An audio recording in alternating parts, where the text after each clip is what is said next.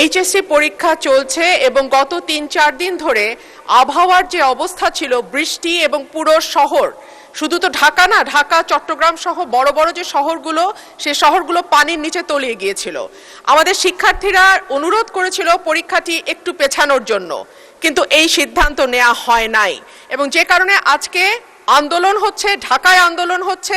আমি মাননীয় মন্ত্রীর কাছে প্রশ্ন রাখছি, এইচএসসির মতো একটি অত্যন্ত গুরুত্বপূর্ণ পরীক্ষা, যেটার উপর নির্ভর করে আগামীতে একটা ছেলে বা মেয়ের ভবিষ্যৎ কোন দিকে যাবে, সেরকম একটা পরীক্ষা, এবং ফিজিক্সের মতো কি বলবো, one of the most important subjects যেটা সায়েন্সের জন্য, মাননীয় মন্ত্রীকে দয়া করে বলবেন যে কি সমস্যা ছিল পরীক্ষাটি কিছুদিনের, 2 দিনের জন্য বা 1 দিনের জন্য পিছিয়ে দেওয়ার।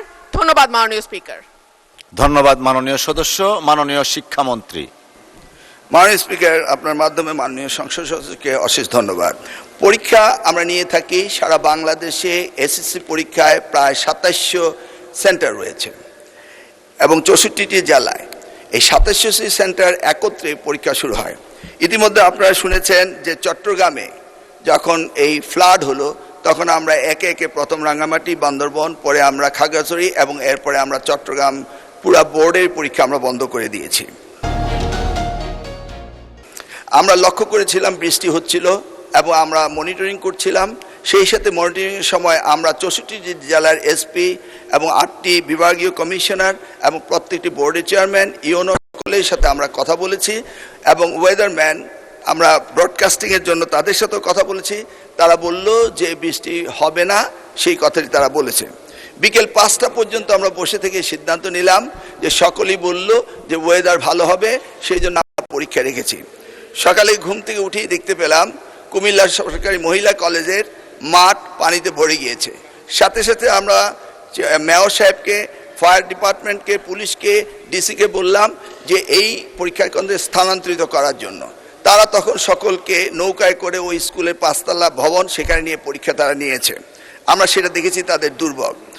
তাছাড়া বাংলাদেশের, সারা বাংলাদেশে আমরা ডিসিদের সাথে কথা বলেছি এবং ইউনিয়নের সাথে তারা বলেছে যে কোথাও পরীক্ষা কোনো রকম দুর্যোগ ঘটেনি, একটি শুধু কুমিল্লা মহিলা কলেজে ঘটেছে। এবং সেই সাথে ফিজিক্সের প্রশ্ন 6 এবং 7, এই 2টি প্রশ্ন ভুল হয়েছে। মাননীয় স্পিকার, আমরা দায়িত্ব পেয়েছি মাত্র 4 মাস। কোশ্চেন মডারেটর, আগের কোশ্চেন মডারেটর কোশ্চেন করেছিল। আপনি জানেন যে কোশ্চেন মডারেট করতে হলে এই প্রক্রিয়াটি 2 বছর আগে থেকে শুরু করতে হয়। আমরা এসে কোনো কোশ্চেন তৈরি করতে পারিনি। বিগত গভর্নমেন্টের যে মডারেটর ছিল তারাই কোশ্চেন করেছে। তবুও আমরা তাৎক্ষণিকভাবে ঘোষণা দিয়েছি যে ফিজিক্সের 6 এবং 7 2টি কোশ্চেন ভুল হয়েছে, সেটাকে আমরা ফুল ক্রেডিট দিয়ে দেব, সেটা আমরা বলেছি। এবং পরীক্ষা যথাযথ হচ্ছে কিনা সেইভাবে সাহায্য সহযোগিতা করার জন্য আমরা সকলকে প্রস্তুত রেখেছিলাম।